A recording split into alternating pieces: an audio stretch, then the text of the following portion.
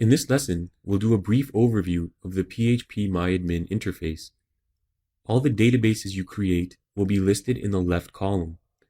We can expand each database to see the fields by clicking the plus sign.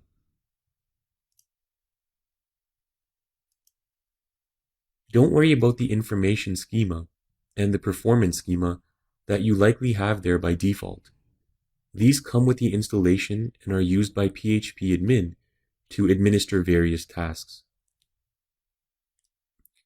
On the top row, we have links to our administrative tools.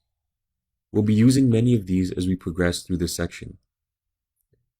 On the right side, we have some information about our database and web server. As you're likely aware by now, we're using the MySQL Database server as part of the WAMP installation. Our web server is Apache, also installed as part of WAMP.